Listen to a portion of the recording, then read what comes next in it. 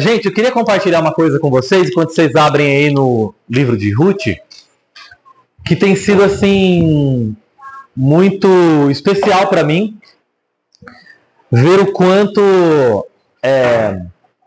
vocês, assim, compartilham comigo o modo como estão sendo impactados pelo livro de Ruth, até o de Marcos, né? Toda vez que eu estou preparando o estudo, o preparo da mensagem funciona mais ou menos como tirar sangue. Sabe quem está tirando sangue? Tem aquele trabalho de achar a veia e depois de começar a tirar.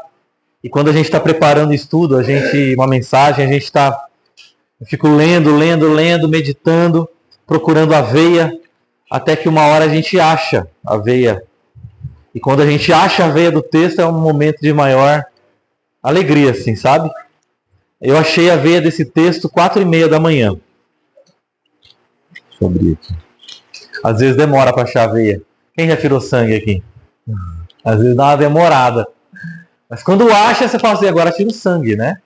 Aí a gente tira. E aí, eu tenho ficado muito feliz por perceber, mesmo assim, uma prática mesmo do nosso grupo que eu acho muito saudável. Que é qual? Eu não tenho recebido muitos elogios. Isso é muito bom. De verdade. E eu peço que vocês continuem assim. Qualquer pessoa que vier falar, compartilhar. Sabe o que eu tenho recebido muito? Testemunhos de pessoas dizendo o quanto têm sido impactadas pela mensagem da Bíblia. Nossa, gente, eu estou amando Ruth.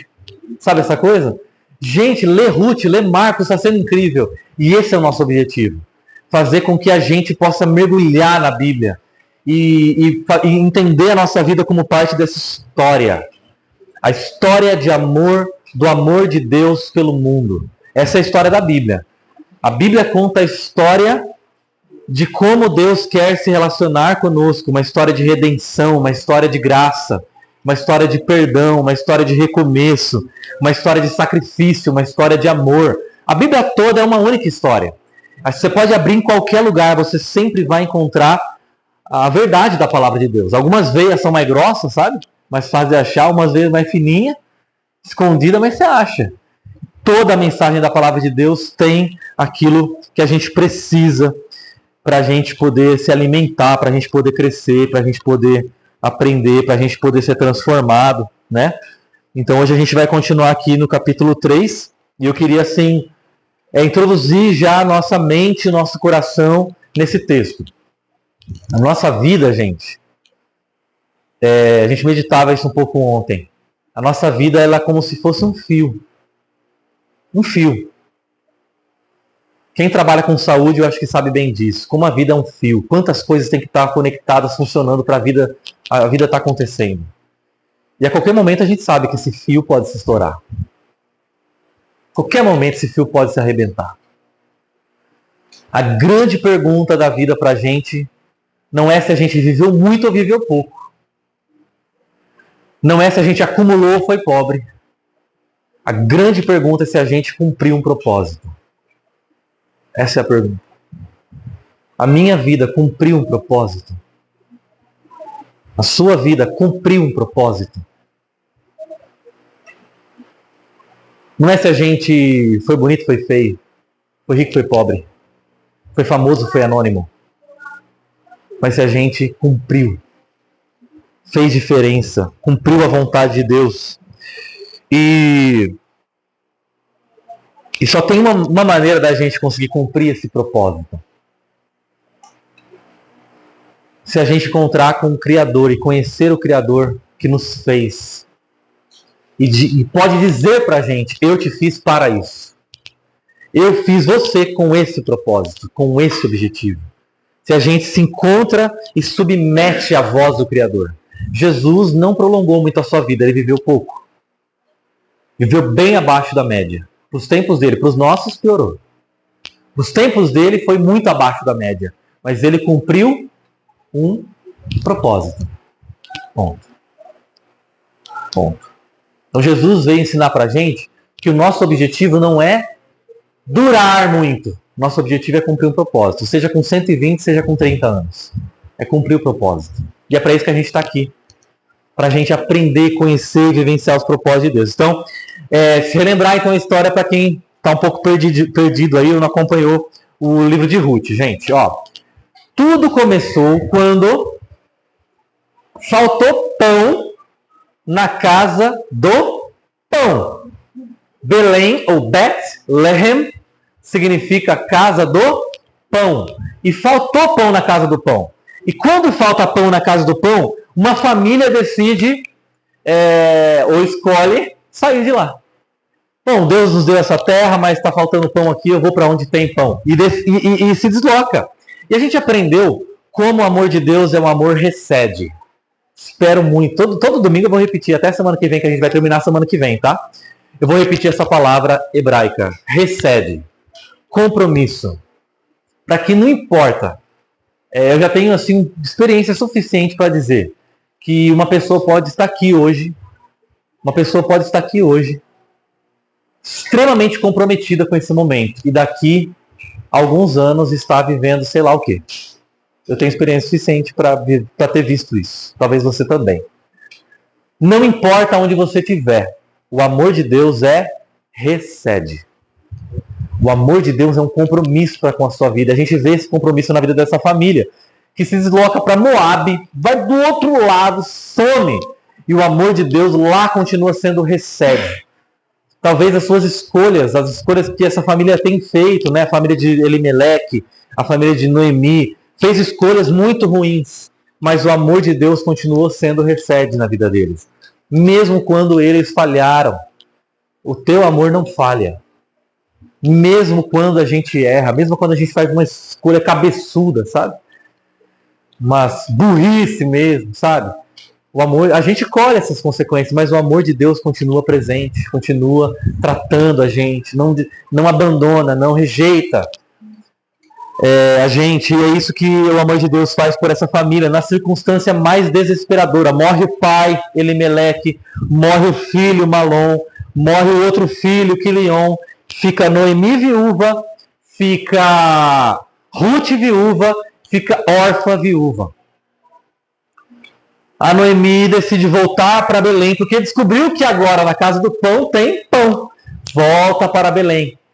E a Ruth e a órfã estão no meio do caminho com ela, quando ela para e fala: voltem para suas casas, voltem para suas famílias, eu não vou dar mais filho para vocês.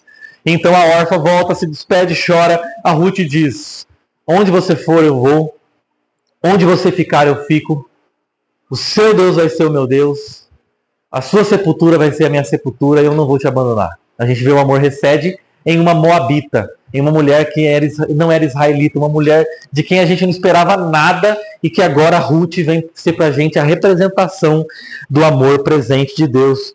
Um amor, gente, que talvez você já deve ter sentido, percebido isso. Um amor que não nos poupa dos sofrimentos, mas um amor que se revela em meio aos sofrimentos. Se revela no meio das situações mais escabrosas, absurdas. É absurdo mesmo. Um negócio que não faz sentido. O amor de Deus que se revela ali. Não existe situação ou cena mais absurda do que a cruz. Naquela cena mais cruel, o amor de Deus se revela. E a gente foi percebendo escolhas que nós vamos tomando, que essas famílias foram tomando, ou que essa família tomou, e a decisão que a Ruth tomou. E a gente percebeu como as escolhas são expectativas de um futuro, e como a decisão vem de um conhecimento do eterno. Então deixa eu falar uma coisa. Talvez você tenha tomado muitas escolhas na expectativa de um futuro. Deus te chama a tomar uma decisão com conhecimento do eterno. Isso é decidir. Escolher, eu acreditar que tomar essa escolha talvez seja o melhor para mim. Decidir é eu carregar a convicção de saber que isso é o que é bom para nós. Ruth faz isso. E aí elas estão lá, as duas viúvas, em Belém. E aí o nosso texto começa. E diz assim: certo dia, capítulo 3, certo dia, Noemi, sua sogra, sempre lembrando que ela era sogra, né? O texto é muito, né? Lhe disse: minha filha, tenho que procurar um lar seguro para a sua felicidade. Boaz, senhor das servas com quem você esteve, é o nosso parente próximo. Esta noite ele estará limpando cevada na eira. Lave-se, perfume-se, vista sua melhor roupa e desça para a eira. Mas não deixe que ele perceba você até que tenha comido e bebido. Quando ele for dormir, note bem o lugar em que ele se deitar. Então vá, descubra os pés dele e deite-se. Ele dirá a você o que fazer. Respondeu Ruth: farei tudo o que você está me dizendo. Então ela desceu para a eira e fez tudo o que sua sogra lhe tinha recomendado. Quando Boaz terminou de comer e beber, e ele não bebeu água, tá? E nem bebeu suco de uva, tá? Bebeu vinho. Esse pessoal que fica tentando, né, arrumar a Bíblia, né? Comeu, bebeu, ficou alegre. Comeu, bebeu, ficou alegre. Você acha que ele está alegre porque bebeu, né? Água com gás? E foi deitar-se perto do monte de grãos. Ruth aproximou-se sem ser notada, descobriu os pés dele e deitou-se. Descobrir os pés significa: eu quero que você me tome como marido. Isso quer descobrir os pés. Me tome como esposa. No meio da noite, o homem acordou de repente. Ele se virou e assustou-se ao ver uma mulher deitada a seus pés. Ah, que cena doida, né, gente? Então, a Noemi tem uma ideia, a sogra tem uma ideia. Ela fala assim: Ruth, eu estava pensando aqui. E se você for bem de noite, ó, tudo que acontece na Bíblia de noite, levanta aí entendeu? Suspeita, entendeu? Vai de noite. Só que você não chega arrebentada do jeito que você conheceu o Boaz aquele dia que você tava, né? Aquele chapéuzão, aquela saiona, aquela carça, daquele jeito. Toma um banho. Se perfuma. Coloca a melhor roupa que você tem. Entendeu? Capricha na carcaça, entendeu? Dá aquele tapa, faz uma maquiagem. Chega lá de noite, mas não aparece assim. Fica lá rodeando, vê ele bebendo. Quando ele estiver bebendo, quando você perceber que ele deu uma alegrada, ele vai deitar para dormir. Sabe o que você faz? Você deita junto com ele. Pra assim, pegar o homem mesmo, sabe? Pegar o homem na sua maior vulnerabilidade. Um homem solteiro, com sono, alegre. Rapaz, é o cenário armado para uma noite, entendeu?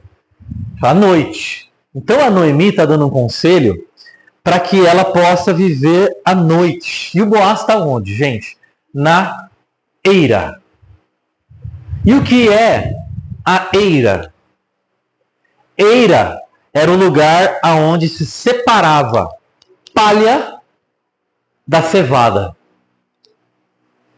Eira é o lugar aonde se limpa a cevada da palha. Purifica a cevada da palha. É o lugar aonde se faz a limpeza. É onde se faz a purificação. É onde se faz a separação daquilo que é palha e daquilo que é comida. Daquilo que é alimento. Naquele tempo, cevada era usada para fazer pão. Pão de cevada. Não se usava trigo ainda. O trigo vai ser usado bem depois. A cevada é um tipo de alimento, de planta, que cresce em qualquer contexto. Pensa assim, seca, frio, ela dá conta. O trigo não aguenta muito. A cevada é mais forte. A cevada tem mais nutrientes do que o trigo. Então a cevada que o Boaz estava separando, estava limpando na eira, esse é o contexto onde ela chega. E a cevada, não sei se você sabe, até hoje é um dos principais alimentos usados para alimentar tanto pessoas quanto animais, fazer ração, né? Cevada. E cevada, isso é muito importante.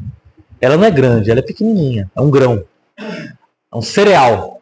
A cevada é alimento. Palha é sujeira. A cevada tem qual finalidade? Ir para o prato. A palha tem qual finalidade? Ir para a fogueira. Então, a palha, ela faz volume. A palha, assim, eu vi algumas imagens na internet de plantação de cevada, coisa mais linda, dourado. No pôr do sol, assim, parece uma plantação de ouro. Uma coisa linda. Então, a palha tem esse efeito. A palha, ela brilha. A palha, ela tem esse volume. Então, quando você para a palha, ela faz um volume, ela faz uma grandeza, ela tem uma estética, ela tem uma aparência. Mas o que alimenta é a cevada. E o Boaz estava na eira separando palha de cevada. E é importante a gente entender isso porque é justamente por esse motivo que essa família tinha saído de lá. Tudo começou quando não tinha pão. E se não tinha pão, não tinha cevada. Não tinha colheita. E agora tem um homem que está separando cevada de palha. Um monte de cevada e um monte maior ainda de palha. Ele está fazendo essa separação porque se tem cevada na eira, tem pão em Belém. E o Boaz é o responsável por fornecer pão para Belém. É o responsável por fornecer a cevada. E a Noemi, com um plano mirabolante dela, com um plano todo, né? Acho que ela ficou à noite lá na cama dela, deitada, olhando para o teto, mirabolando um plano. Ela queria transformar a eira do Boaz em uma oportunidade. Ela queria transformar a eira de Boaz uma oportunidade de resolver o seu próprio problema. E quando Boaz acorda, agora eu quero que você imagine essa cena. Um homem solteiro acorda no meio da noite. Sei lá por que ele acordou, porque você concorda comigo que quando você bebe um pouco de álcool, o seu sono é mais pesado, não é? Ele acordou. E quando ele acordou, tinha uma mulher deitada na cama dele ali. Você imagina a cena dessa mulher deitada, perfumada, arrumada, maquiada, na cama do... Boa, na cama não, né? No monte lá que ele estava deitado lá, né? Naquele lugar que ele estava deitado. E o que me chama a atenção nesse texto, a gente lê 8 versículos, lá no versículo 1, a Noemi dá um conselho para ele. A Noemi fala assim, ó. Mas tudo que eu estou te dizendo, eu queria lembrar. Eu estou dizendo para a sua felicidade. Não se esqueça, Ruth. Tudo que eu quero é a sua felicidade. Ruth, por que você não pensa um pouquinho na sua felicidade? Qual é a maior autoridade do mundo de hoje? Não é o Bill Gates, não é o Jeff Bezos, não é o Mark Zuckerberg. A maior autoridade do mundo cabe na sua mão. Felicidade. As pessoas que determinam a decisão, as escolhas da maior parte das pessoas no mundo de hoje. Afinal de contas, eu preciso pensar na minha felicidade. Se eu não me preocupar com a minha felicidade, quem vai? Os conselhos que a gente ouve são pensando em quem? Na minha felicidade. Qual é a maior autoridade do mundo de hoje? O que determina, o que baliza se eu vou deixar um casamento, se eu vou deixar um trabalho, se eu vou abandonar as pessoas? Eu não estou sendo feliz. Como é que a maior parte dos conselhos começam hoje? Você está feliz onde você está? Será que isso vai te fazer feliz? Você está se sentindo feliz mesmo? A grande maior parte das escolhas que as pessoas fazem, inclusive a primeira escolha que aquela família tomou, talvez o Elimeleque estivesse num boteco, conversando com um amigo que não tinha pão, e o amigo dele falou assim: ô Elimeleque, você tem uma esposa, Noemi, você tem um filho lá, Malom e Quilion, Você já pensou mesmo na sua felicidade? O Elimeleque falou, é verdade, eu vou mudar para Moabe. Porque lá em Moabe eu vou ter felicidade, que aqui eu não estou tendo. Nunca me esqueço uma vez que eu ouvi essa frase. O que importa é o que te faz feliz, disse o diabo. O que importa mesmo é o que te faz feliz. Que o diabo quer a sua felicidade. Mas ele não tem compromisso com o seu bem. Ele tem expectativa com o seu prazer, mas não com o seu bem. Então, muitas vezes a gente está tomando decisões pensando na nossa felicidade momentânea, mas não na nossa alegria, na nossa bem-aventurança eterna. E a gente compromete, ou pelo menos põe em xeque, uma alegria eterna que nos foi prometida em nome de uma felicidade momentânea. Em nome de um prazer momentâneo. Então, quem é que disse para Jesus, você tem certeza que está falando de cruz? Por que você não pensa na sua felicidade? E quando Pedro falou assim para Jesus, certeza que você vai falar de cruz, Jesus? O que Jesus disse para Pedro? Arreda, porque você só pensa nas coisas desse mundo, na felicidade desse mundo, no prazer desse mundo. E você se esquece que há um recede, que há um compromisso, que há uma eternidade, que há um peso de glória que transcende as circunstâncias desse mundo e dessa vida. Então, quem é que está querendo te proteger o tempo todo? O diabo. Só que é uma proteção que te beneficia sem te fazer crescer. Que te beneficia momentaneamente sem te oferecer conhecimento. Você não cresce, você estagna. Você permanece sendo a mesma pessoa que você sempre foi, desfrutando de pílulas de prazer, de felicidade momentânea, dia após dia, após ano, após ano, após ano, e você permanece sendo a mesma pessoa que você sempre foi, sem nenhum compromisso com o seu crescimento. Esse é o tipo de conselho que a Noemi dá para ela. Quantas pessoas, quantos planos a gente já não fez, movidos por ansiedade. Eu penso na Noemi, eu vejo essa senhora aqui ansiosa. Gente, eu estou percebendo uma coisa acontecendo, esse Boaz aí. Eu estou vendo esse Boaz aí uma oportunidade. Por que a gente não usa essa oportunidade?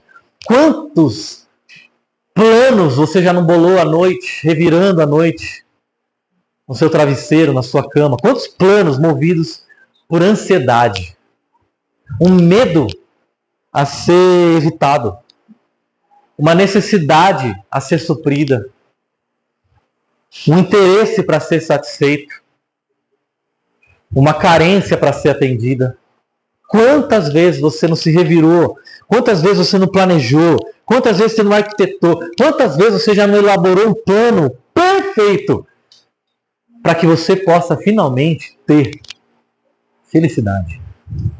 Para que você possa finalmente contemplar sua satisfação. Para que você possa finalmente ter atendido a sua carência. Para que você possa finalmente ser reconhecido naquilo pelo que você tanto lutou. Para que você possa receber algo, já que você ofereceu tanto. Nada disso, gente. Assim, não tem nada de errado em você... Sei lá, não tem nada de errado viver isso. O conselho dela não tem nada de errado. E acho que muitas vezes esses conselhos... Gente, você quer detectar um conselho ruim? Vou dar a dica para você. Olha a dica. Não tem nada de errado. Toda vez que alguém fala assim, mas não tem nada de errado, cheiro de conselho ruim. Toda vez. Não tem nada de errado. Quem já nunca deu um conselho assim? Não tem nada de errado. Às vezes não tem nada de errado, mas não cumpre um propósito. Quantos religiosos não estão fazendo nada de errado? Nada. Tá tudo certo. Só tem um detalhe. Não está cumprindo o propósito. Propósito de Deus para aquilo. Propósito de Deus para aquele momento. Então, às vezes, as nossas escolhas não tem nada de errado. Só que ela só perpetua a nossa condição. Ela não cumpre o propósito. E às vezes, quantas vezes você já não se pegou pedindo milagre? Quantas vezes você já não se pegou orando, Deus, faz um milagre nessa situação? Tem alguma coisa errada em pedir um milagre? Nada de errado, gente. Nada errado, pode pedir. Só que muitas vezes a gente está pedindo um milagre porque a gente não quer transformação. Todas as vezes que Deus operou um milagre na Bíblia, Ele não operou transformação. Jesus estava na cruz. O pessoal falou assim, ora para Deus fazer um milagre e te tirar daí. O que Jesus... Ele fez a oração, foi o que for, mas Jesus não fez uma coisa na cruz. Ele não pediu um milagre. Sabe por que ele não pediu um milagre? Tem uma coisa errada? Jesus pediu um milagre? Está sofrendo. Mas ele não pediu um milagre porque ele estava ali cumprindo o propósito. E abrindo mão da sua felicidade. Muitas vezes a gente está pedindo milagre e Deus até atende às vezes. De tanto a gente insistir. Mas quando Ele realiza o milagre, a gente está deixando de vivenciar as transformações. Percebe como muitas vezes nós temos planos, ideias, mirabolantes, perfeitos. Mas Deus tem um propósito. A gente tem que se conectar a esse propósito. Então, se você pode sair daqui hoje com uma mensagem, não deixe a voz do seu coração falar mais alto do que a voz de Deus. Não deixe. Quantas vezes eu e a Valéria não fomos no cinema, a gente assiste o filme, dá risada e tal, filme engraçado, filme legal, chora e tal. Aí você fala assim, sai do filme e fala assim, tá, qual que é a mensagem desse filme? Vamos reduzir a uma frase tudo que a gente sai. Siga o seu coração. Siga o seu coração. Então, quantas vezes, gente, você foi chamado, desafiado a seguir o seu coração? Mas deixa eu te falar uma coisa. Ou você segue o seu coração, ou você é um discípulo de Jesus. Não tem como as duas coisas.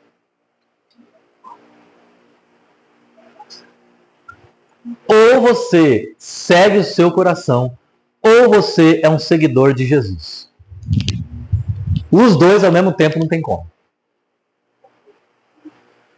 Quantas orações nos salmos, o salmista não está nem orando para Deus, ele está falando com o coração dele. Fica quieto, fica na sua aí, que essas ideias que você está tendo não são legais. Tá tudo certo, mas não é a vontade de Deus. Quantas vezes o salmista está falando com a sua alma, se aquieta? E a voz da Noemi aqui nesse texto é a voz de um coração ansioso querendo resolver um problema imediato. Não é? Então, a fé que Deus nos deu não é uma fé para mudar circunstâncias. A fé que Deus nos deu é uma fé para transformar a gente. Fé da Bíblia, quando Jesus fala assim, ó, encontrei fé, sabe, Jesus às vezes fala isso, encontrei fé, ele está falando assim, encontrei algo dentro das pessoas que não pede para que as circunstâncias sejam mudadas, mas para que elas sejam transformadas. Para que haja transformação no interior delas. Então, fé não é para Deus te dar a mulher que você quer. Fé é para você ser transformado num homem que ela precisa. Fé não é para Deus te dar o chefe que você quer. Fé é para Deus te transformar no funcionário que você precisa. Fé não é para Deus mudar circunstâncias, mudar pessoas, falar assim, Deus, estou orando, eu te digo para o Senhor mudar essa mulher. Não, a fé, ela vai transformar você. Né? Então, às vezes, a gente está lá orando, Deus, muda esse moleque que não toma jeito. Mas a fé não é para a gente pedir para Deus mudar um moleque, seu filho que não dá jeito, sua filha que não dá jeito. É para Deus transformar você no pai, na mãe, que o seu filho precisa. Isso é fé. Fé é um poder de transformação, não poder de mudanças. Quantas igrejas hoje, domingo, estão reunidas, cheias de fé, para Deus operar um milagre? Quantas igrejas hoje não estão cheias de palha? Pouca cevada. Qual é o problema de Israel naquele tempo? Por que Deus permitiu que Israel sofresse com a falta de pão? Porque em algum momento Deus olhou para Israel, para o povo dele, lê Juízes que você vai perceber, e diz assim, ó, eu vejo, isso aqui é a minha leitura, tá? Eu vejo muita palha, mas pouca cevada. Eu vejo muita montanha, eu vejo muita grandeza, eu vejo muita expressão, eu vejo muito volume, mas eu não estou vendo fé. Eu estou vendo vocês querendo me usar para mostrar que são mais poderosos que os outros povos, mas eu não estou vendo vocês sendo que os outros povos precisam que vocês sejam para eles. Então, às vezes, gente, a gente fala assim, eu preciso mudar de amizade. Porque minhas amizades são ruins. Não, você não precisa mudar de amizade. Você precisa ser o amigo que essas pessoas precisam. Pensa num cara com amizade ruim, Jesus. Só amigo tranqueira. Só tranqueira. Ele passou a noite orando para escolher os discípulos dele. E de tudo, por que ele orou? Não é para escolher os melhores. Para escolher os piores. Os discípulos achavam que eles foram escolhidos entre os 12 porque no povo eles sobressaíam. Não, ao contrário. É porque Deus precisava escolher os ruins para que os ruins transformassem, conduzissem Jesus a cumprir o propósito. Por que daqui para frente, Marcos, a gente vai estudar mais, né? Mas daqui para frente, Marcos 8 até o final, a gente só vai ver os discípulos dando trabalho. É para isso. Então a fé não é para Deus te ajudar a escolher os melhores amigos. É para escolher os piores. Para você ser um amigo. Para você ser um amigo. Como é que você aprende a ser um bom amigo? Andando com gente ruim. Porque esse pessoal nunca viu o que é amizade boa. Aí você vai mostrar para eles. Ó. Porque você conheceu Jesus. Mas você percebe como a gente perverteu a fé, acreditando que o objetivo dela é tornar a nossa vida mais fácil e não para nos ajudar a ser constantes numa vida difícil. Fé é para ajudar você a ser constante numa vida difícil. Entendeu? Aqui, ó. A vida difícil você permanece. Recede. Sempre. Entendeu? Esse é o objetivo. Lembra que a Bíblia fala assim, ó, bem-aventurado é o homem que é como uma árvore plantada, recede, ó. Tá vendo? À beira de águas correntes que dá o seu fruto à cevada. Entendeu? Se você pensa numa árvore grandona, você dá uma cevada ali, um pezinho. Que dá o seu fruto no tempo certo. Às vezes é na seca, na geada, no frio. E dá o seu fruto. Não são como esse homem bem-aventurado. Não é como a palha que o vento leva. Ele não fica aqui. Onde tem felicidade? É lá, eu vou lá. Onde tem felicidade hoje? Eu fiquei sabendo que é lá, ele vai lá na felicidade. Qual que é o problema dessa família? Eles foram como palha movendo. Ao invés de ele permanecer em Israel, faça chuva, faça sol. Permanecendo. Entendeu? Permanecendo. Então a fé é essa cevada que alimenta. O que Deus está fazendo aqui, ó, na gente? Fazendo a gente ser cevada. Cevada. Alimento para as pessoas. Alimento. Mas tantas vezes a gente quer transformar essa eira aqui, ó.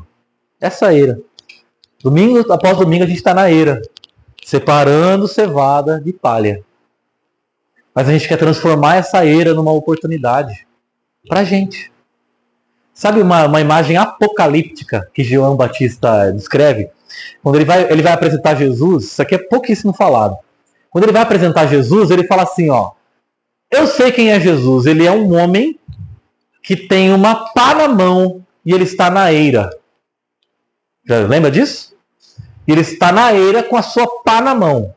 Ele pega a cevada e joga no seu celeiro. E ele pega a palha e joga na fogueira.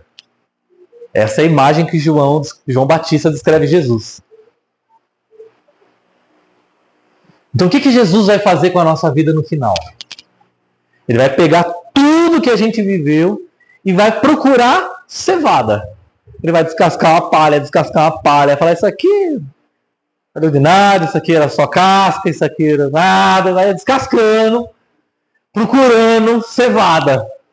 Aí ele vai pegar aquele grão de cevada e pôr no celeiro dele. Tudo que é palha ele vai jogar fora. O que a gente tem que fazer com a nossa vida aqui? Qual tem sido o grande foco? Qual é o problema da maior parte das igrejas? Muita palha. Pouca cevada. Sabe que se Jesus entrasse nas nossas igrejas, nos nossos encontros, passeasse assim, aqui em Araraquara, desse um rolê no domingo, ele ia voltar para o pai dele e ia falar assim, pai, encontrei fé. Pode fazer sua obra em Araraquara que está cheio de cevada lá. Será que ela ia passear e ia ver luz, holofote, show, apresentações, pessoas cumprindo a sua reza, a sua rotina? Palha? Ou será que ele encontrar no nosso coração fé? Gente que sai dos encontros de domingo e diz assim, ó, eu tenho fé suficiente para enfrentar essa semana. Não orei pedindo para Deus me dar uma semana boa.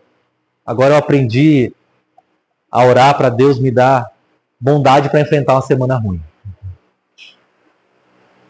Me dá paciência para enfrentar essa semana, que ela vai ser difícil. Me dá amor para enfrentar essa semana. Coloca o seu amor, recede no meu coração para enfrentar essa semana. Essa dificuldade. Então, muitos nossos planos, gente, planos bons, planos bem feitos.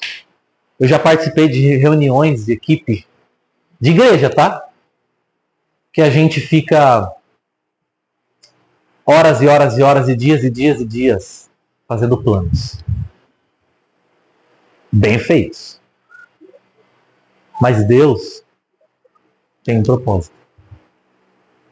Que às vezes inclui pegar os nossos planos e jogar na fogueira. Encontrar alguma cevada no meio daquele monte de plano ali. Ver se ele acha alguma cevada para realizar alguma coisa.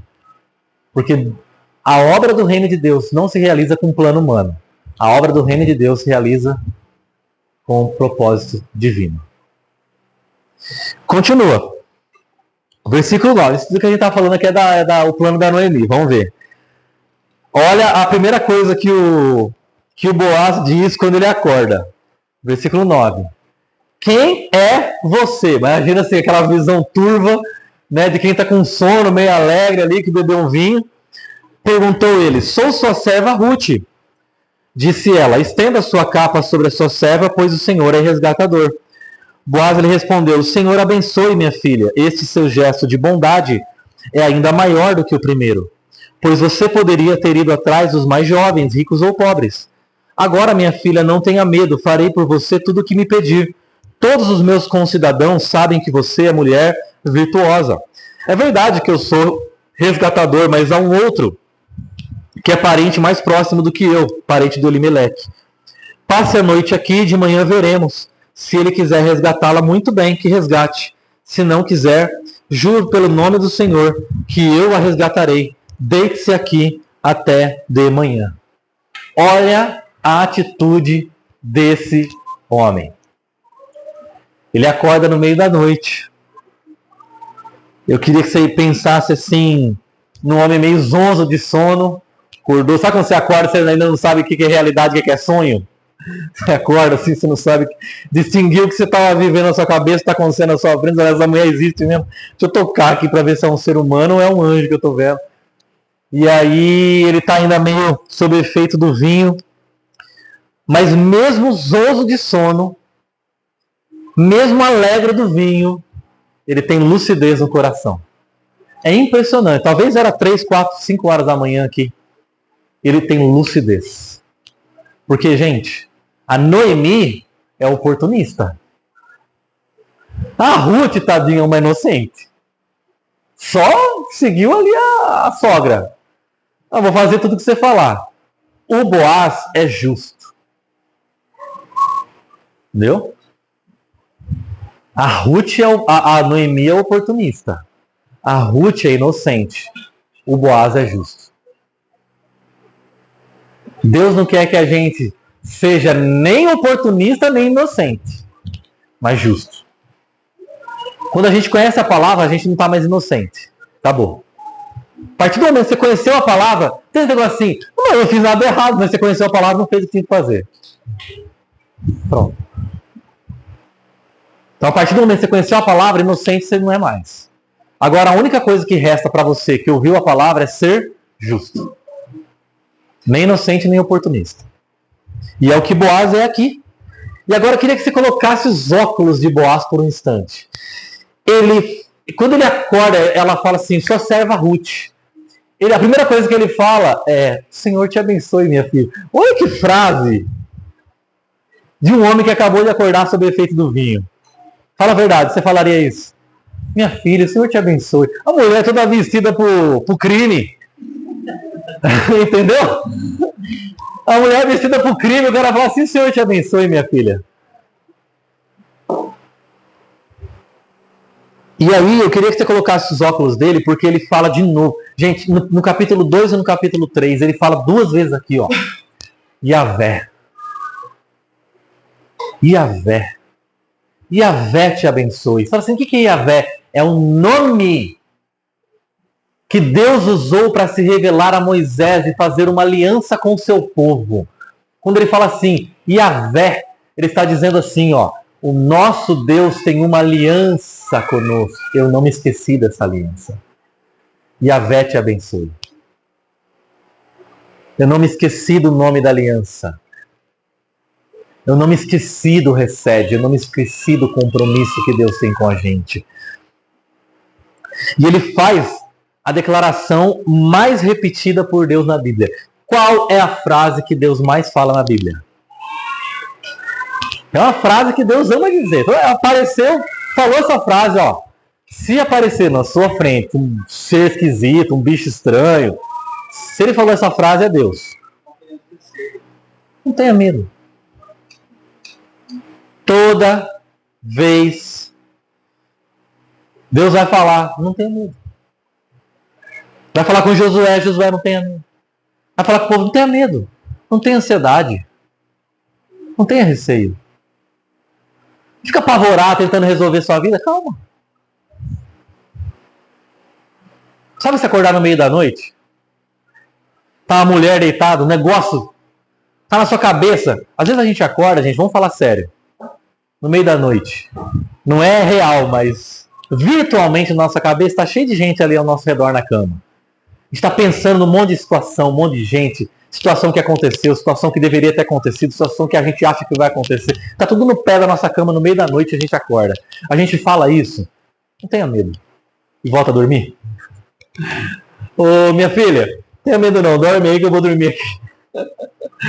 Tenha medo não.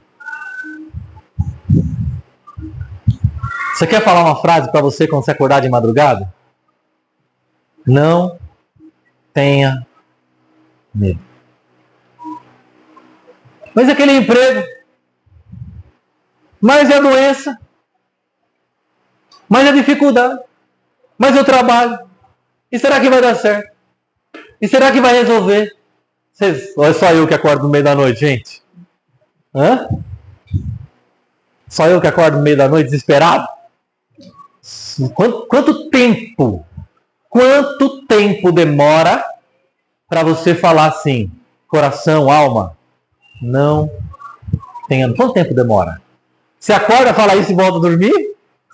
Ou você fica lá, ruminando o que aconteceu, o que vai acontecer, o que podia ter acontecido? Acorda, abre o olho e fala assim, não tenha medo. Capota. É Deus falando com você. E é isso que ele fala aqui. E ele vê, aí gente, isso aqui eu sempre que eu li esse texto eu falei, gente, esse homem aqui é muito crente. Porque ele olha para Ruth, ele fala assim, ó, nossa, esse seu gesto de bondade é melhor ainda que o primeiro. Eu falo assim, gesto de bondade? É sério mesmo que você viu bondade nesse negócio aí? Porque eu não tô vendo bondade, não. Ele viu bondade até onde parece que não tem. Essa é uma das marcas de pessoas que caminham com Deus, sabia? A gente vê umas bondades aí no meio do caminho, sabe? Até onde não parece ter, sabe? Mas a gente olha para uma mulher perfumada no meio da noite, aprontando. Ah, que gesto lindo. Vamos dormir? Que coisa linda, olha. Então, dorme aí. A mulher dorme lá, a maquiadona lá. Salto alto, tudo, dorme. Vestidão longo. Dorme. E manda ela dormir. E ele fala algo impressionante. Isso pra mim. Todo mundo sabe, Ruth, que você é o quê? Uma mulher virtuosa. Ele não falou assim, Ruth, todo mundo sabe que você é gata. Você é lindona. Você não fala. Eu vejo que ele não fala da estética. Ele fala da ética. Ele olhou pra ela e falou assim, ó. Todo mundo sabe que você é bonita. Não, ele fala assim, todo mundo sabe que você tem virtude.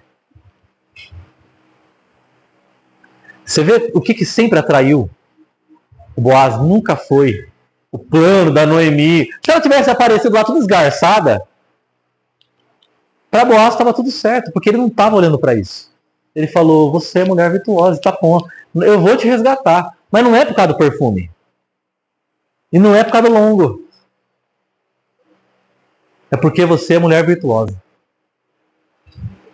Isso é impressionante. Porque lá em Provérbios 31, o que diz? Muita gente, muita mulher se preocupa com a estética, mas a que teme o Senhor, a que conhece o Senhor, essa que é virtuosa. E eu vou caminhar aqui, senão a gente vai... Ele fala... Você viu essa palavra que apareceu aqui? Nossa, que choradeira. O que está acontecendo aí? Eixe. A aula foi boa, hein?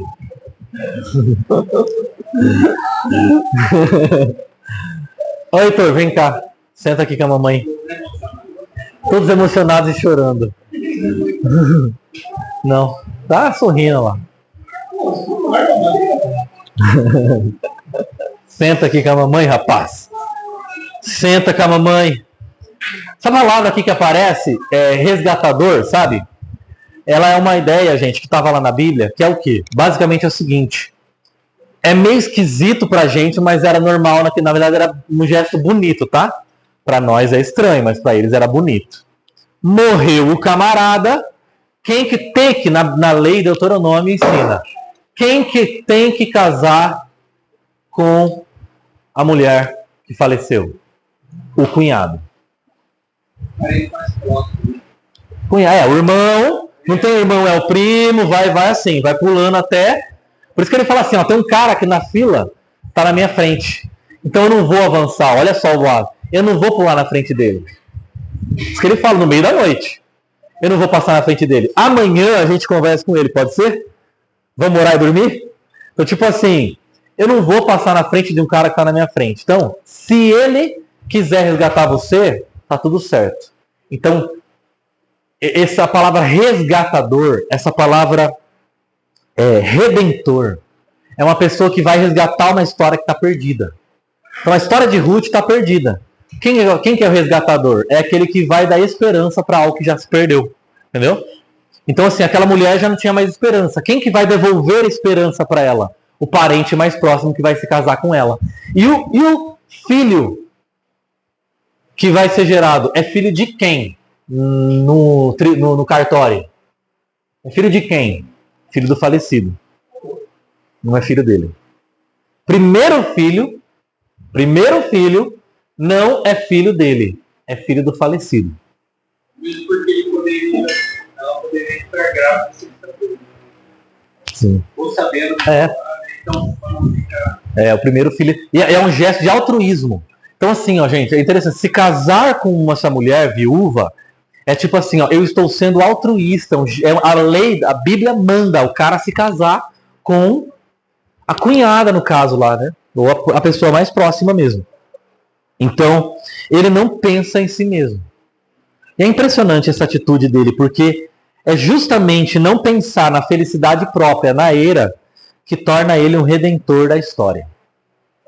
Então, aí você pergunta assim, por que eu não vou pensar, me preocupar com a minha própria felicidade? Porque se você pensar na sua própria felicidade, você não vai conseguir ser um resgatador de histórias. Boaz não pensou na própria felicidade. Naquele momento. Não pensou. Mas ele poderia também, assim, eu entendo o que você está falando, mas não um lado prático. Se ele era justo, ele sabia que ele não poderia resgatar antes que houvesse. Exato. Mas se ele pensasse na felicidade própria dele, ele se deitava com ela ali mesmo e passava na frente e levava ela embora e acabou. Ele passaria na frente do cara. Entendeu? Mas ele não pensou. Então, não permitia. A justiça dele, o senso de justiça dele. Então, ele vai se tornar o resgatador. Deixa eu dar spoiler, capítulo 4 e último. Ele vai ser o resgatador dela. Ele vai resgatá-la. Mas é um presente que Deus deu para Boaz e para Ruth por causa da justiça de Boaz, que não pensou na sua própria felicidade momentânea, não pensou no instante, não pensou no instante.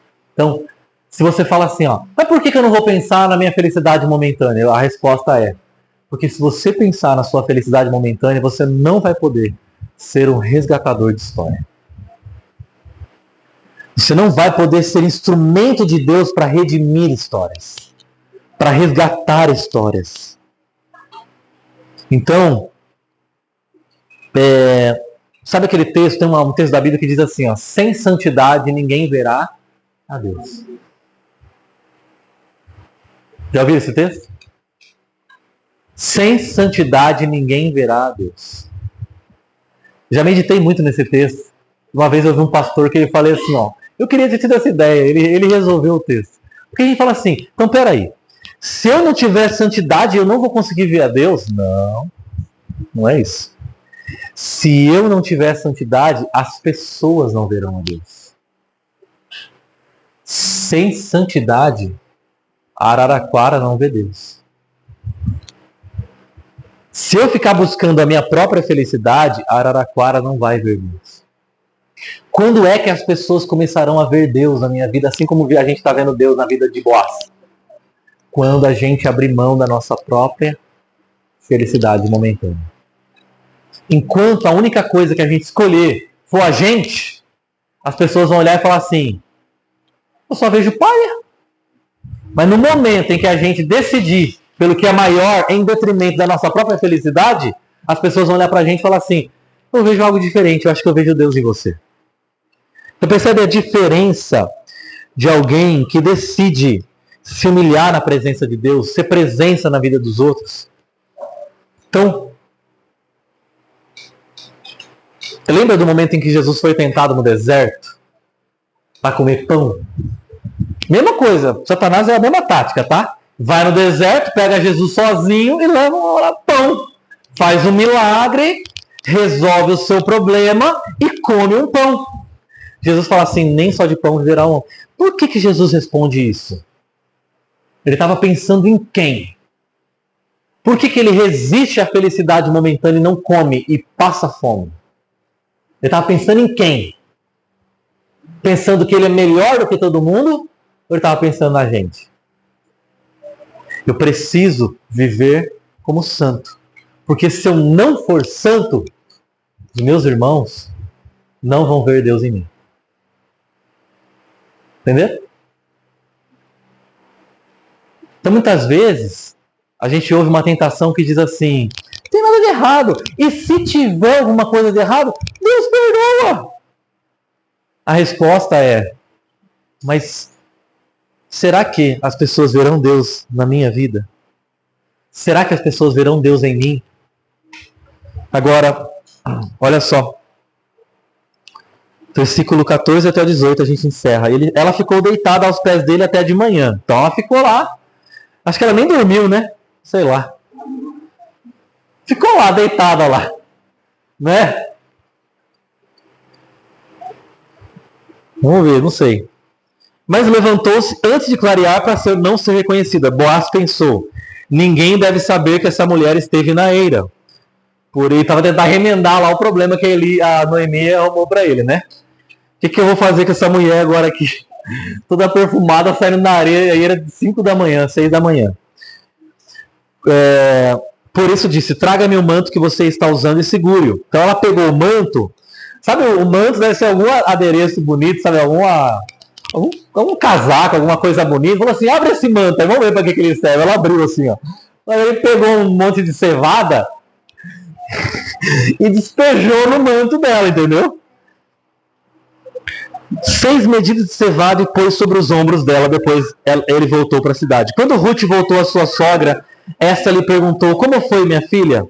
E aí, deu certo o plano? Deu certo a estratégia? Do grego, estratégia? Ruth lhe contou tudo o que Boaz lhe tinha feito e acrescentou. Olha só o que ela vai dizer para a sogra. Ele me deu estas 6 medidas de cevada, dizendo, não volte para sua sogra de mãos vazias. Disse então Noemi, agora espere minha filha até saber o que acontecerá. Sem dúvida aquele homem não descansará enquanto não resolver essa questão hoje mesmo. Para encerrar. Não, esse cara vai resolver isso aí. E ela falou, olha, eu trouxe essa medida. Sabe o que eu acho mais lindo nessa história? Como que Ruth voltou para casa da Noemi no capítulo anterior, com a mão cheia de comida. Como é que Ruth volta para casa nessa manhã com a mão cheia de comida? Isso que é uma coisa impressionante. Toda vez que Ruth se encontra com Boaz, ela volta para casa com a mão cheia de comida. Ele não consegue despedir ela de mão vazia.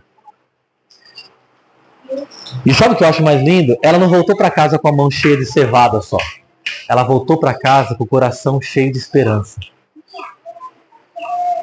E isso que acontece com toda pessoa que se encontra com um homem de Deus, uma mulher de Deus. Volta para casa com o coração cheio de Deus. Você vai voltar para casa hoje, não sei como você chegou. Às vezes você chegou aqui vazio, mão vazia, cheio de plano, cheio de ideia, cheio de sonho, cheio, vazio de cevada, cheio de palha, sei lá. Mas quando você se encontra na eira, você volta para sua casa com o coração, com a mão cheia de esperança, cheia de propósito, cheia de significado, cheia de sentido. Então, quando você vai viver a sua semana agora, Deus quer resgatar a sua história. Mas mais do que isso, Ele quer fazer de você um resgatador de histórias. Gente que está por aí convivendo com você, trabalhando com você, se relacionando com você, pessoas da sua vida aí, que estão dia a dia à sua volta. Deus quer usar você para alimentá-las. Essa cevada que há em você. Não seja palha na vida de ninguém. Está indo embora hoje com a mão cheia. Espero que todo mundo aqui esteja indo embora com a mão cheia de cevada. Vai com a mão cheia de cevada para alimentar. Alimentar e abençoar. Diga, William. Ele levantou a mão.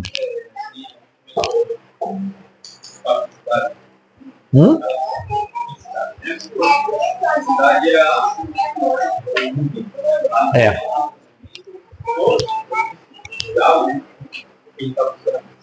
Sim. Será que se você sim, contasse essa palavra, seja feita, seja vista, será que seguir? Verdade. Verdade. No fundo é. Só que é o envelope, né? O envelope, mas o envelope é mais bonito. Entendeu?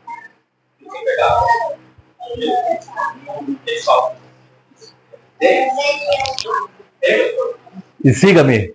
Não tem muito envelope. É uma pancada. Exato.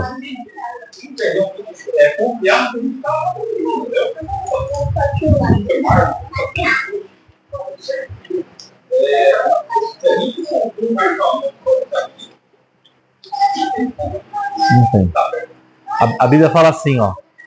Sim, gente, pega isso aqui, ó. Olha o que a Bíblia fala sobre Jesus. Pela alegria, não é felicidade, pela alegria que lhe estava proposta, Jesus suportou a cruz. Pela alegria, ele não vivenciou a felicidade. Pela alegria que lhe estava proposta, ele suportou a cruz. Quando você ouve essa palavra suportou, o que você pensa? Ele aguentou a cruz. Só que não é isso que a Bíblia está dizendo. A Bíblia não fala assim, ó. Pela alegria que ele estava proposta, ele aguentou a cruz. Não, a Bíblia não fala isso. Pela alegria que ele estava proposta, ele suportou. Quem estava segurando quem na cruz? A cruz estava suportando Jesus? Ou Jesus estava suportando a cruz? Você acha que uma cruz vai segurar Jesus? Ele estava lá dando suporte. Os caras estavam falando assim, desce daí. Eu que estou segurando essa cruz aqui. Essa cruz está de pé porque eu estou aqui, ué. Se eu sair, ela cai. Então eu estou aqui para segurar ela. Hã? Exato. Mas por que ele está fazendo isso? Pela alegria que lhe estava proposta. Os olhos de Jesus na cruz estavam onde? Na alegria. E qual é a alegria de Jesus? A mesa cheia de irmão. Ir para o Pai e a mesa cheia de irmão. Como é que você vai suportar as tentações, as cruzes, os desertos, as dificuldades? Pensem nos irmãos. Alegria. Pensa na família. Jesus estava lá na cruz, suportando, pensando no Pai e nos irmãos. Aí aguenta. Pensa na família. Pensa na família que se aguenta a cruz. Como é que você não vai comer esse pão no deserto? Pensa nos seus irmãos que estão dependendo de você. Pensa nos irmãos. Você pensar em você, você dá uma bocanhada nesse pão é agora. Você vai pegar a sua felicidade e agarrar. Mas se você pensar na família, você vai suportar essa cruz. Aí vão te dizer assim, por que você não se desfaz dessa cruz? É errado. Não tem nada de errado você se desfazer dessa cruz. Você fala assim, não, mas é eu que estou sustentando ele em pé. Se eu descer dessa cruz aqui, que propósito a minha vida vai ter? Entende? Você ia falar alguma coisa? Uhum. O que a gente tem entendido muito. A filha minha falou, tem uma amiguinha que eu vou convidar para vir aqui. Antes, né, justamente, eu achei que era eu também, né? Porque os nossos pais que levavam os presentes, né? Então, os pais evangelizavam sim. Hoje, fechamos a menina para ver e a filha evangeliza a família inteira. É muito lindo. E eu já vi o pai, que era ateu, deu um grupo, uma célula em casa, e logo depois o pai fazendo. É muito lindo. Sim. E na semana passada, eu assisti a vida de Nicolas Rio. Não sei se alguém já assistiu. É uma história de um cara que ele salvou. E ele tem documentado 650 crianças né? E assim, em relação à proposta. O propósito daquele cara. É isso. Aí, é isso. quase no final da vida, ele está bem velhinho, ele conhece todas as pessoas. Ele chega na casa dele, ele tem. Ele chora. Ele, sabe? Nossa. Sabe aquela sensação? Não, missão cumprida. Sim. Sabe? Gente, vocês devem ver. É lindo. Não é aquele cara que ele vai no teatro, ele é a esposa? Sim. E aí ele fala, o cara, ele tá velhinho. Aí a pessoa fala assim, olha pra trás, tá todo mundo em pé, são as pessoas que ele salvou. Sim. É essa imagem aí, é a imagem da alegria pela qual Jesus suportou a cruz. É ele, quando Jesus, o céu vai ser isso. Quando o Pai falar assim, Jesus, olha para trás e fica em pé. A hora que Jesus olhar para trás, ele vai ver uma multidão incontável de pessoas. Ele vai falar assim, valeu aquela cruz, valeu. Eu abri mão da minha felicidade na terra para que meus irmãos pudessem estar aqui comigo hoje. E o mais interessante é que tem tudo documentado no livro. As fotos, crianças, é lindo. Então, quando ele leva para um jornalista, porque ele quer que outras gerações não vejam o que ele fez, mas que façam o que ele fez pelo outro. E aí ele vai levar para o jornalista vai falar sobre ele. Não é sobre mim. Olha que lindo. Não é sobre ele. É isso mesmo. É isso. Isso é muito bonito. E é esse tipo de fé que a Bíblia nos capacita a ter. Pra gente poder suportar mesmo, gente. A cruz que for com propósito. Amém? Vamos orar. Pai amado, obrigado, Senhor. Obrigado porque nós estamos saindo daqui hoje alimentados e mais do que isso, com as nossas mãos cheias de fé, de esperança, de conhecimento. Nós não queremos viver a nossa vida como palha. Nós queremos viver a nossa vida como árvore plantada à beira de água corrente que dá o fruto no tempo certo. Não pessoas que buscam sua própria felicidade, mas pessoas que miram na alegria. A alegria de ter a mesa cheia de gente ao redor. E nós queremos, Deus, olhar para a família, nós queremos olhar para a comunhão, nós queremos vivenciar a nossa vida aqui, abrindo mão mesmo das nossas escolhas para vivermos a decisão. A decisão por aquilo que é eterno, por aquilo que é duradouro. Abençoa a nossa casa, Senhor, e usa-nos para alimentar essa cidade, alimentar as pessoas à nossa volta e cada um de nós revelar o propósito do Senhor ao nosso redor, à nossa volta. Nós te agradecemos, ó Pai, e oramos em nome de Jesus. Amém. Deus abençoe, gente.